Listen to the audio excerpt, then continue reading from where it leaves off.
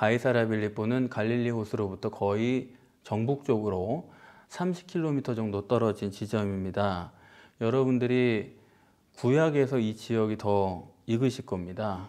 북왕국 이스라엘의 여로보암 왕이 백성들이 제사 드린다고 남왕국에 있는 예루살렘으로 갈 것을 두려워해서 베델과 단에다가 금송아지를 만들어서 거기서 제사를 드리도록 했는데, 그 단지방에 금송아지를 만들어 놓은 곳이 가이사랴 빌립보 지역입니다. 가이사랴 빌립보는 주님 계실 당시에는 로마의 군사기지가 있던 곳입니다. 팔레스틴을 군사적으로 지배하고 있는 로마군의 가장 중요한 주둔지, 거기가 바로 가이사랴 빌립보입니다. 지금도 이스라엘과 시리아의 국경이 이 가이사랴 빌립보 바로 위거든요. 그만큼 이 지역을 사수하려고 한 것입니다. 이렇게 이 지역이 이스라엘 입장에서 가장 중요해진 이유는 이 지역이 갈릴리 호수의 수원지이기 때문이에요. 헐몬산에서 내려오는 물과 이 가이사랴 빌립보 지방, 단지방이 지하수가 굉장히 풍부한 곳인데, 여기서 내려오는 물이 합쳐져서 갈릴리 호수가 되는 것이고, 갈릴리 호수는 곧 이스라엘 전체의 생명줄입니다. 가이사랴 빌립보에서 물을 돌려놓으면 이스라엘 전체는 살 길이 없는 것입니다. 이렇게 육신의 생명의 절대적인 근원지가 바로 이곳이다 라는 것이 이 지역을 요새화한 이유가 되는 것입니다. 이러한 배경을 바탕으로 주님이 오늘 말씀을 하시는 것입니다. 본문의 특이하고 강조법이라고 할 만한 것은 예수님이 3년 동안의 공생애를 마치고 이제 예루살렘으로 가셔서 죽으실 일만 남은 거예요. 그런데 남쪽으로 안 가시고 북쪽으로 가셨습니다. 원래 가려던 방향의 정반대니까 엄청난 강조법이죠. 이 가이사랴 빌립보에 가셨다가 변화산에 가셨다가 도로 갈릴리 거쳐 내려오시면서 예루살렘에 가시는 건데, 그러므로 가이사랴 빌립보, 변화산 그리고 갈릴리를 지나쳐가는 여기까지를 강조하기 위해서 이렇게 노정을 잡으신 것이죠. 뿐만 아니라 본문이 중요한 점은 예수님의 공생애 동안에 그 사역에 대한 평가, 물론 이것을 제3자가, 예를 들어서 저 같은 사람이 예수님의 사역에 대해서 이렇게 저렇게 평가할 수가 있겠는데, 본문은 예수님께서 이것을 평가하시는 것입니다. 다른 사람이야 이렇게 저렇게 말할 수가 있지만 예수님께서 예수님 사역에 대해서 스스로 평가하시는, 그러니까 본문이 대단히 중요할 수밖에 없습니다. 이 본문을 읽어보시면은 정확히 무슨 말씀을 하시려는 건가, 그게 탁 들어오지 않을 수가 있어요. 절대로 쉽지 않은 본문이기 때문에 여러분들이 앞서 말씀드린 전제 속에서 함께 생각해 보시면 되겠습니다. 오늘 본문의 예수님은 이전까지와는 전혀 다른 태도를 취하고 계십니다. 예수님은 다른 사람이 예수님의 사역에 대해서 어떻게 평가하는가, 그런 거를 애초부터 관심이 없으셨다고 보는 게 맞을 것입니다. 사실 세상에서의 구원이 아니고 천국에서의 구원을 말씀하려는 것이기 때문에 사람들이 그것을 어떻게 생각하느냐, 사람들이 그것을 어떻게 평가하는가, 그런 쪽에는 애초부터 아예 기대치가 없었다고 봐야 옳을 것입니다. 그런데 지금 예수님께서는 자기 사역에 대한 일반적인 대중의 평가를 묻고 계시는 거예요. 이 점이 상당히 많이 생각해야 될 문제입니다. 공생의 초기나 중간도 아니고 공생이 다 끝난 마당에 사람들의 평가를 왜 듣습니까?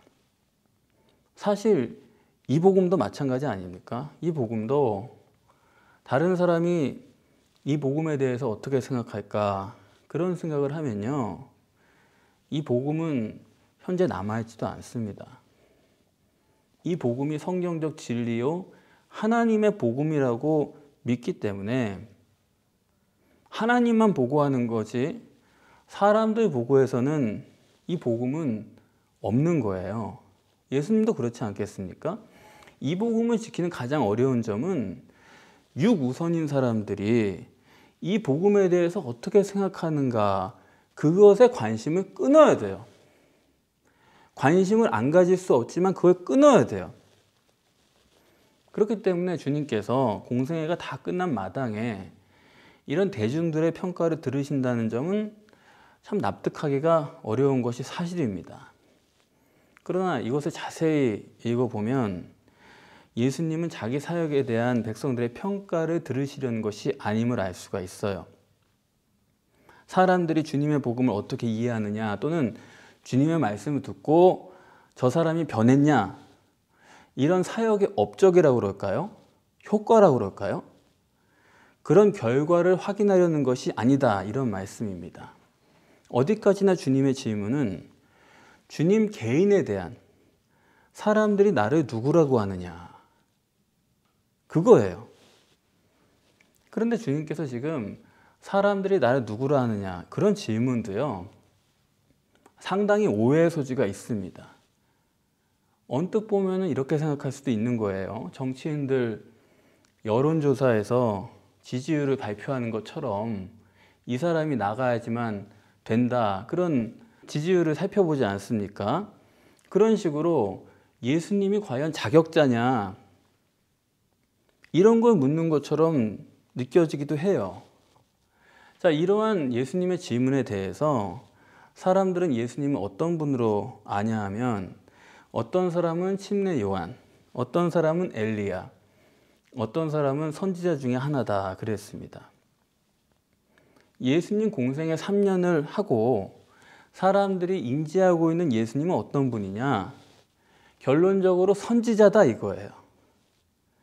아무리 하나님이면서 동시에 인간이신 예수 그리스도지만 그분이 최선을 다하시고 별의별 방법을 다 동원하시고 해보셔야 사람들이 인지할 수 있는 것은 신인 메시아에 대한 최대치가 선지자 이상은 불가능하다. 이 점이 심각한 것입니다. 이 점은 저나 여러분들이나 아주 심각하게 생각을 하셔야 돼요. 우리가 늘 교회에서 예수님은 하나님이시고 하나님의 아들이고 설교를 듣고 늘 그렇게 하니까 나는 예수님은 하나님이시면서 동시에 인간이신 그런 신인 메시아로 알고 있다. 예수님은 하나님으로 믿고 있다. 그렇게 생각하기가 쉬워요. 그런데 성경이 증거하는 것은 그렇게 해봐야 우리가 실제로 알 수 있는 것은 선지자 이상은 불가능하다. 그런 말씀입니다. 예수님을 우리가 하나님이라고 생각을 하지만 실제 만나본 사람들은 그거 다 겪고 나서도 인간이다 그랬다 이거예요. 누가복음 24장에 엠마오로 가던 두 제자가 부활하신 예수님과 동행을 하면서 예수님인지 모르고 가는 거예요. 이런저런 얘기를 하는데 그 사람들이 그러죠. 여전히 주님을 메시아라고 평가하지 않습니다. 아니, 예루살렘에서 선지자가 돌아가신 그런 사건을 몰라요? 그러잖아요. 그러니까 아무리 오늘날 우리가 성경을 읽고 연구하고 또 설교를 듣고 그래도 여러분이나 제가 할 수 있는 최대치는 예수님은 선지자 이상, 거기는 불가능하다 이겁니다. 아니, 주님이 직접 사역을 하셨어도 그 많은 사람들이 선지자라고 하는데 오늘날 우리 중에 누가 예수님을 선지자 이상으로 알 수 있단 말입니까? 여러분, 이 점을 여러분들이 깨닫지 못하시면은 여러분이 예수 그리스도에 대해서 바로 알 수 있는 것은 영영 불가능한 것입니다. 예수님께서 오늘 본문에 사람들이 나를 누구라 하느냐, 이런 질문, 과연 이 질문이 온당하냐, 이걸 다시 한번 생각해 보게 돼요. 예수님이 오신 목적은 뭡니까? 육신의 인간을 구원하시기 위해서 오신 것입니다. 오셔서 구원 안 하시면은 뭐하러 오셔요? 그냥 다니러 오셨나요? 그렇지 않죠. 그렇다면 본문에서 주님이 공생애를 마친 다음에 확인하셔야 되는 질문은 뭐냐면 주님의 구원 사역의 성취도를 확인했어야 되는 겁니다. 자, 이제 3년을 했는데 사람들이 얼마나 구원받았느냐? 주님이 이 땅에 오셔서 다른 사람들이 다 주님을 알았다고 그래도 구원받지 못하면 그건 의미가 없는 일이 아닙니까? 그렇죠? 알긴 아는데 구원 못 받았다. 그거 왜 해요? 그렇다면 3년을 하고 나서 공생애를 마치면서 확인해야 될 것은 과연 구원이 이루어졌느냐, 또 이루어질 수 있느냐 없느냐, 그런 문제여야지 나를 메시아로 알더냐 모르더냐. 알면 어떻고 모르면 어때요? 그런데 주님이 지금 확인하시는 것은 구원의 문제를 확인하는 것이 아니고 사람들이 나를 메시아로 아느냐 모르느냐, 그것만 확인하신다는 데에 본문의 뜻이 있음을 깊이 생각을 해야 됩니다. 왜 예수님은 구원이 잘 이루어지고 있느냐 그걸 묻지 않으시고 나를 메시아로 알더냐 그것만 물으셨을까요? 35절에 보면 이렇게 말씀합니다.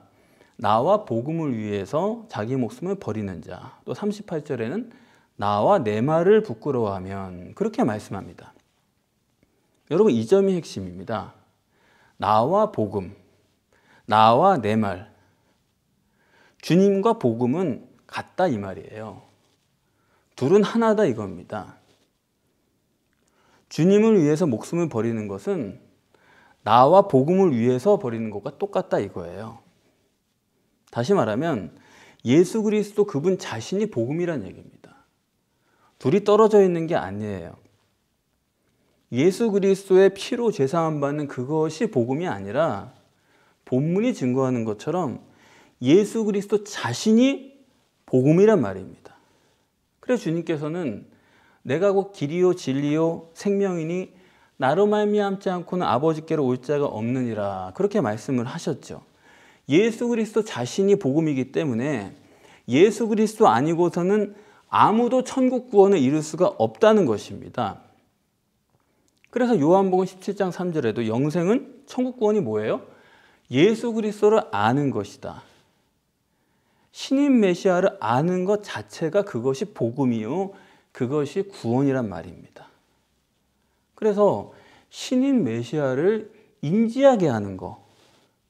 그러니까 예수 그리스도께서 이 땅에 오셔가지고 우리를 구원하시기 위해서 하신 사역이 뭐냐. 그것은 예수 그리스도가 구원자이심을 사람들이 인식하게 하는 것. 그게 복음이요, 그게 구원이요, 그게 예수님의 사역이란 말씀입니다. 우리는 흔히 예수 말씀을 듣고 예수 말씀을 쫓아 살고 예수 말씀을 행하고, 여러분 그런 게 복음이 아니에요. 그런 뜻이 아닙니다. 이 점을 정말 바로 아셔야 됩니다. 예수 그리스도 자신을 알아야 됩니다. 예수 그리스도 자신을 소유해야 됩니다. 우리는 자꾸 예수님의 말씀을 쫓아 산다고 생각을 해요. 예수님 말씀 지켜 산다고 해요. 그러나 그것은 기독신앙이 뭔지 복음이 뭔지 예수 그리스도가 누군지조차 모르는 것입니다. 여러분, 예수를 아는 것 자체가 구원이라는 사실, 그것만이 길이라는 사실을 여러분들은 항상 고민하셔야 됩니다. 이렇게 예수님께서는 3년 공생애 동안에 자신을 메시아로 알도록 사역을 하셨어요. 그런데 결과가 어때요? 사람들은 예수님을 선지자로밖에 인식을 못한다는 것입니다. 인간 누구로서 훌륭한 분, 탁월한 분, 이렇게 생각을 해요. 그렇다고 한다면 이것이 증거하는 예수님의 정체성은 어떤 것일까? 해답이 나오죠. 사람들이 인식한 예수 그리스도는 사람이지 하나님은 아니었습니다. 하나님처럼 하셨는데 하나님으로는 못 보는 거예요. 왜? 가시적인 결과가 절대인 인간은 예수의 육신을 보는 한은 하나님으로 느낄 수가 없는 것입니다. 가시적인 것으로 보는 인간이기 때문에 인간이 판단할 수 있는 최대치는 예수 그리스도는 인간이요 선지자예요. 그러나 예수 그리스도는 인간이자 동시에 하나님이시죠. 그러면 그분은 어떤 분이냐 하면 겉으로 드러난 인간 속에 사람으로서는 볼 수 없는 하나님이 그 속에 들어 계신 이중적 존재라는 것입니다. 그런데 사람들은 예수님은 아무리 봐도 선지자 이상으로 못 봤다는 거예요. 기적이 일어나고 놀라운 지혜를 발견해도 메시아로는 못 봤다라는 것입니다. 왜? 인간은 단일한 존재로밖에 못 보거든요. 여러분 누구를 볼 때 그 속을 들여다보세요. 그 속을 따로 떼어놓고 보실 수가 있으세요? 우리는 하나로밖에 못 보는 거예요. 단일 존재로밖에 못 보니까 사람들이 예수를 볼 때도 신통한 어떤 사람일 뿐이지 높은 선지자는 되었지언정 하나님으로는 아니다 이겁니다. 그런데 오늘 본문을 보면 베드로만큼은 예수님을 정확하게 알아봅니다. 다른 사람들은 선지자로만 보는데 베드로는 예수는 메시아라는 거예요. 이게 어떻게 된 거예요? 마태복음 16장에 따르면은 바요나 시므나 이를 내게 알게 하니는 성령이시다. 거기 보면은 베드로가 성령으로 말미암아서 예수가 메시아임을 알 수 있다. 그렇게 돼 있지만 여러분 본문만 보면요. 그런 얘기는 없습니다. 도대체 어떻게 베드로만 예수를 메시아로 알아봤느냐는 거예요. 사실 베드로는 예수를 선지자로도 못 보는 사람입니다.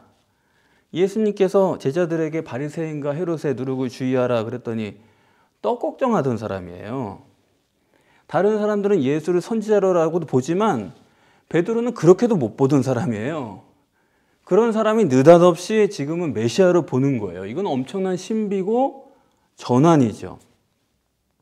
그럼 도대체 어떻게 베드로는 이렇게 볼 수 있었느냐? 이것은 추측으로만 가능한 얘기인데 이것은 베드로의 자력은 아닙니다. 뭘 보면 알 수 있냐면 본문에 30절에 베드로가 예수님을 메시아로 고백한 다음에 예수님께서 뭐라고 그러세요? 아무에게도 말하지 말라 이겁니다. 아니 조금 전에도 예수님은 자신이 신인 메시아이심을 인지시키기 위해서 공생의 모든 노력을 다하고 그것을 확인하려고까지 하셨는데 베드로가 메시아를 알아봤어요. 그러면은 맞아. 너 이제 알았으니까 가서 사람들에게 전해라. 내가 메시아임을 선포하라. 그래야 맞지 않겠습니까? 그런데 왜 이러실까요? 이것은 자연인으로서는 어떤 사람도 예수를 메시아로 볼 수 없다는 뜻입니다. 네가 가서 아무리 말해봐야 소용없다. 오히려 자꾸 설명하면 설명할수록 오해만 사요. 왜 저러나? 무슨 뚱딴지 같은 얘기를 하나? 맹신장가. 오해만 사는 정도가 아니죠. 실제로는 예수가 메시아라는 것을 모르면서도 누가 가서 메시아래 전하니까 확신 있게 말하니까 자기도 이런 걸 들었으니까 나도 메시아를 아는 것처럼 착각을 하는 그런 문제가 생긴다는 것입니다. 그러니까 인간의 자력으로서는 불가능한 것을 성령의 초월적 역사가 아니면 불가능한 것을 듣고 깨닫고 생각해보고 하면은 자기가 실제로 아는 것처럼 착각을 하는 그런 문제가 생기는 거예요. 오해해서 문제를 야기하든지 무슨 엉뚱한 소리에 미친 거 아니냐 이런 식으로 뭐 이상한 얘기를 하느냐 그렇게 반발을 하든지 아니면 착각해서 자기가 예수를 알아야지 구원인데 예수를 잘 알지도 못하면서 아는 것처럼 착각을 한 나머지 몰라서 결국에는 구원을 못 받는 문제가 된다.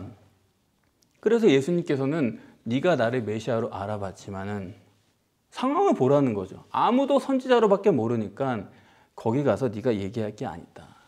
아무에게도 말하지 말라 그렇게 말씀을 하신 것입니다. 사실 예수 그리스도를 성령의 역사 없이 깨닫고 믿어지면 믿어질수록 그게 더 큰 문제예요. 이거 정말 큰 문제입니다. 오죽하면 예수님께서 공생애가 실패라고 평가될 만큼 이런 지경에 도달했는데도 아무에게도 알게 하지 말라 그렇게 말씀을 하시는 겁니까? 예수님을 안다 그럴 때 나다나엘처럼 뭐 특별한 능력을 보고서 예수님을 알았다. 또 도마처럼 만져보고 알았다. 그렇게 알아서는 안 된다 이 얘기입니다.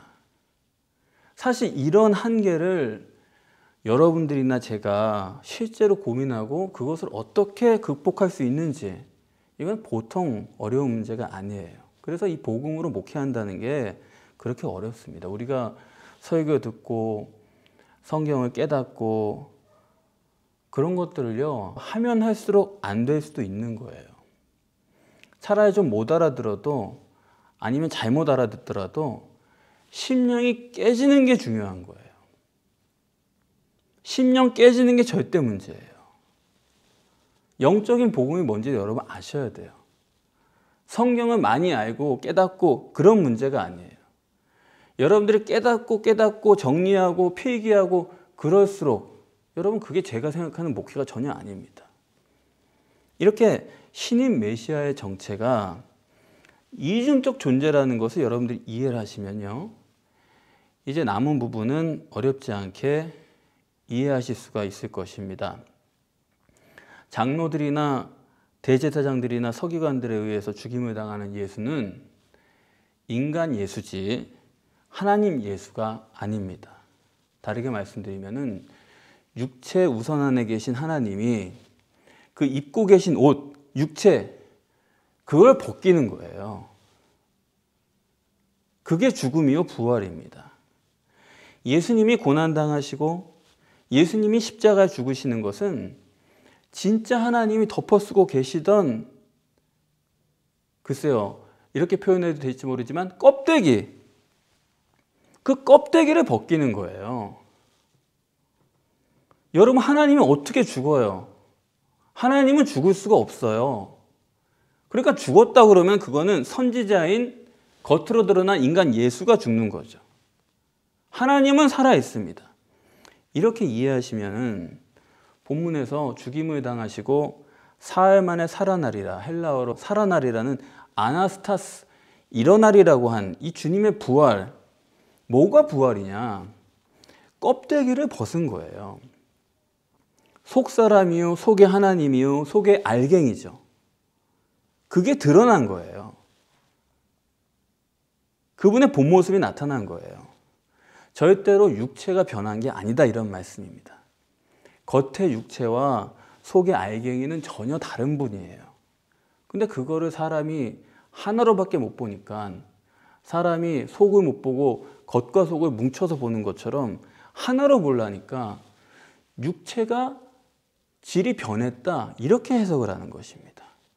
그렇게 해석하는 것이 지금 기독교의 현재입니다만은 성경은 어디까지나 알갱이가 드러난 것이다, 그렇게 증거하고 있는 것입니다. 그러면 알갱이는 어떤 모양일까? 당연히 껍데기가 벗겨지니까 껍데기 쓰고 있을 때하고는 전혀 다른 모습이죠.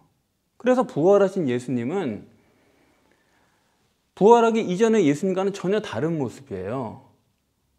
그래서 함께 걷고 있고 마주보고 있어도 사람들이 예수님으로 전혀 인식을 못한 것입니다. 전혀 다를 수밖에 없는 거죠. 여러분, 이 점을 아셔야 됩니다. 부활체는, 부활하신 예수는 육체와는 전혀 상관이 없어요. 물론 인격도 상관이 없다는 게 아니라 육체적으로 그렇다는 얘기예요. 예컨대 남녀는 지금 상관이 있잖아요. 우리 모두가 다 남자 아니면 여자 아닙니까? 그런데 부활 후에도 남녀가 상관이 있어요? 시공을 초월한 존재인데 남녀가 무슨 구별이 어디 있어요? 백인이냐 동양인이냐, 그것도 부활 후에는 똑같은 거예요.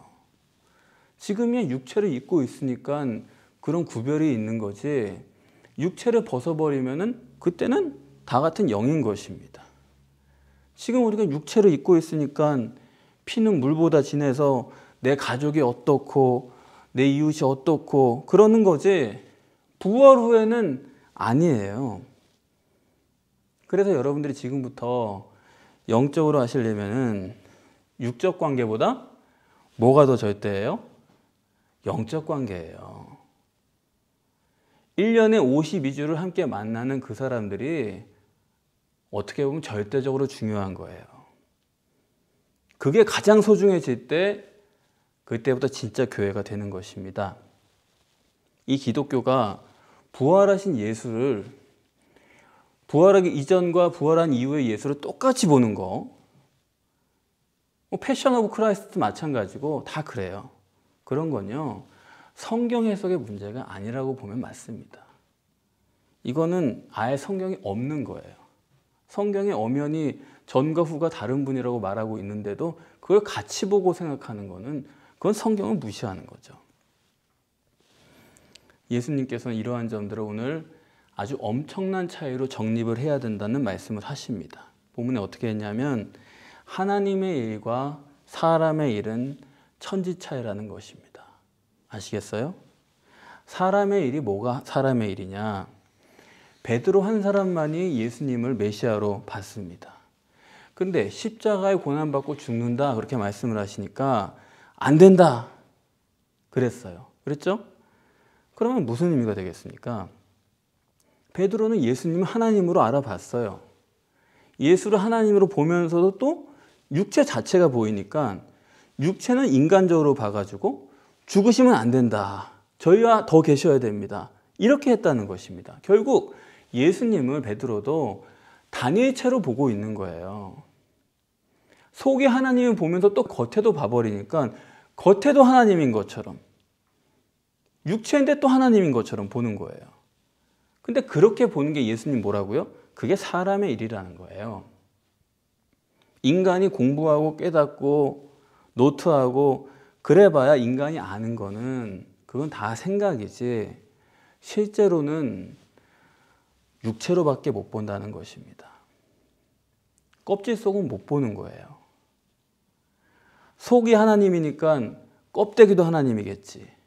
이런 식으로 보는 거예요. 결국 인간은 육적으로 환원될 수밖에 없는 존재인 것입니다. 베드로는 금방까지만 해도 하나님이라고 고백을 했는데 그 잠깐의 영적인 역사가 끝나고 나면은 그 다음엔 여전히 인간 예수로 보이는 거예요. 인간 예수로. 실제로는 하나님을 인간으로밖에 못 보는 거예요.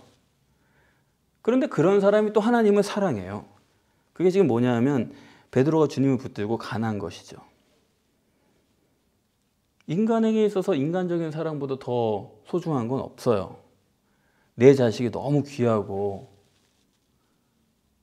내 자식이 고생하는 건 좀 싫고 나는 이렇게 하더라도 너만은 그 길을 피해라. 나중에 뭐 다른 기회가 있겠지. 이런 거 아닙니까? 그런데 그런 게 영적으로는 끔찍한 거예요. 주님이 뭐라고 그러세요? 사탄이다. 사탄이라는 거예요. 아니 우리들은 다른 사람한테 잘하고 남들을 위해서 희생봉사하고 또 서로 사랑해서 시집가고 장가가고 서로 돕고 그런 것들이 전부 다 얼마나 아름다운 일들입니까? 그것보다 더 좋은 일이 세상에 어디 있어요? 아니 예수님 고난받고 죽는다고 그러시는데 그래요? 죽으세요? 그래야 되겠어요? 아유 무슨 소리세요? 그러면 안 됩니다. 그게 맞겠죠. 근데 예수님은 그걸 사탄이라고 하시는 거예요. 그러니까 이게 정말 어려운 거예요. 육신을 입은 인간에게 그렇게 살아오는 우리에게 천국 기준을 말씀하시려는 거 보통 어려운 일이 아니죠. 하늘과 땅 차이인 것입니다. 그렇기 때문에 하나님의 일은 뭐가 하나님의 일이냐? 예수 그리스도의 껍데기를 벗겨내는 것이 하나님의 일입니다. 다시 말씀드리면 고난당하는 게 하나님의 일이라는 거예요. 예수의 육체를 부인하는 게 하나님의 일입니다. 우리는 봉사하고 희생하고 그런 게 하나님의 일인 줄 알아요. 본문에는 그렇지 않습니다. 육신의 예수가 죽도록 내버려 두는 게 하나님의 일이라는 거예요. 그렇게 보면은 지금 장로들이나 대제사장들이나 서기관들이 예수를 죽이는 것은 하나님의 일을 하는 거예요. 하나님의 일을 방해하는 거예요. 하나님의 일을 하는 거예요. 고난의 도구로 그들이 쓰여지고 있는 거예요. 반드시 자기 부인, 육체 부인이 있어야 된다는 거예요.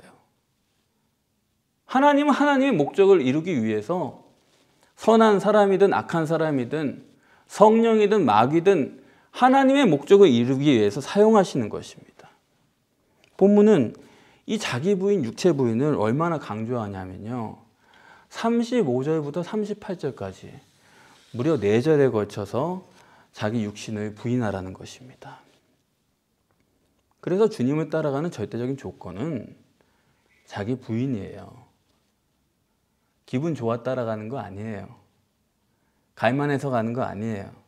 아무든지 나를 따라오려거든 자기를 부인하고 자기 십자가를 져야 해요.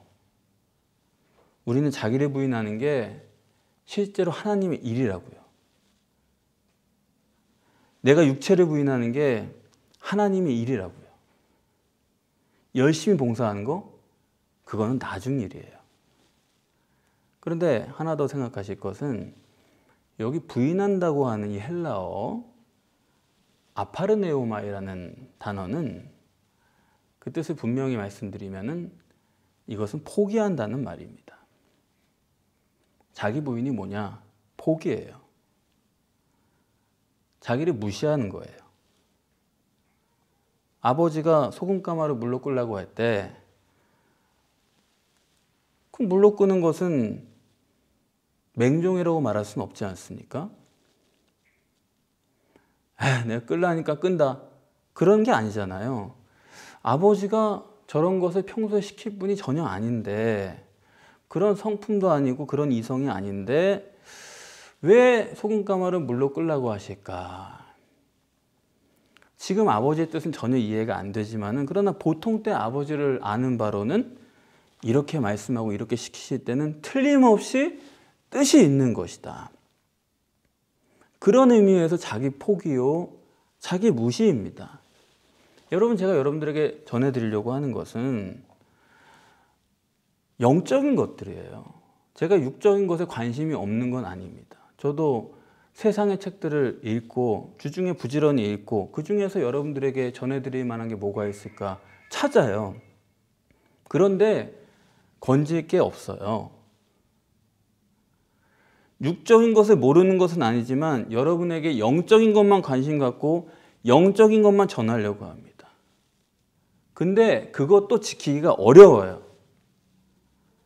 그런데 제가 영적인 게 아닌 것처럼 보이는 거 여러분들에게 말씀할 때도 있습니다. 설교 중에든 뭐 다른 일상에서든. 그러면 이 사람이 도대체 영적인 것만 얘기한다고 하더니 영적인 것만 관심 갖는 것 같더니 왜 갑자기 육적인 걸 얘기하나? 소금가마를 끓려고 하는 거 보니까 내가 이해는 안 되지만 그러나 영적인 거기 때문에 하라고 하는 것이다. 여러분이 그렇게 소화를 하시면은 그건 정말 100점입니다. 그렇게 하면은 소금가마를 물로 끄는 것이 돼요. 그런데 영적인 것을 전한다더니 느닷없이 왜 육적이야? 왜 그래? 여러분, 저도 여러분들에게 그런 것들을 말씀드릴 때 앞으로 또 말씀드릴 날이 있을 거예요. 그럴 때 저도 수없이 하나님께 제가 이거 육적인 목적을 가지고 합니까? 영적인 목적을 가지고 합니까? 수없이 여쭤보고 말씀을 드립니다. 확신이 없으면 몇 달이 지나도 말을 안 합니다. 될 때까지. 늦어져도 할 수 없는 거예요. 그래서 여러분들께서 주님을 따라가시려면은 오늘 뭐라고 말씀합니까? 주님이 곧 복음이거든요. 주님을 주님으로 모르면은 못 따라가는 거예요. 그런데 주님이 여러분들이 아무리 성경 달달 외우시고 여러분들의 설교를 다 정리하시고 그래도요, 주님을 모르고요. 실제로 모르시지 않습니까? 성령의 역사 없이는 절대로 알 수도 없고, 그러면 따라서 구원을 못 받습니다. 그렇기 때문에 우리가 가장 고민해야 될 것은 내가 어떻게 해야 죽고 어떻게 해야 성령으로 거듭날까? 그걸 고민해야죠. 성경 안 보이는 게 문제가 아니에요. 성경 보인다고 뭐가 된 것도 아니고요. 내가 성경이 안 보일 만큼, 이 정도로 안 보일 만큼 깨지지 않았구나. 성령 못 받았구나. 거기에 우리 고민이 가 있어야 되는 것입니다. 주님을 따르는 것은 이 세상에서 주님의 삶을 담는 그런 것이 아닙니다. 주님께서 아버지의 영광으로 거룩한 천사들과 함께 올 때에 천국까지 따라가는 것이 주님을 따르는 길이지, 천국 기준이지 세상 기준이 아닙니다. 그러니까 예수님께서 니들 세상에서 죽으라는 얘기를 하시는 거예요. 제자들에게 네가 여기서 산다고 해서 좋은 얘기 듣고 좋은 평가 받으며 산다고 해서 네가 결국 영생을 못 받으면 네가 무슨 의미가 있냐. 네가 조금 더 편안하고 네가 남들 보기에 조금 더 좋은 자리에 가고 그런 게 너에게 무슨 의미가 있냐. 네가 짐승이냐. 네가 죽기 위해 태어난 짐승처럼 그렇게 이성이 없냐. 짐승으로 끝낼 거냐. 그렇게 말씀을 하시는 것입니다. 그렇습니다. 예수 믿는 사람은 실제로 주님이 내 속에 들어오셔서 이 땅에서도 주님으로만 사는 사람들이요, 천국도 주님으로만 가는 사람들입니다. 주님을 따라가는 길은 천국 길이지 세상 길이 아닙니다.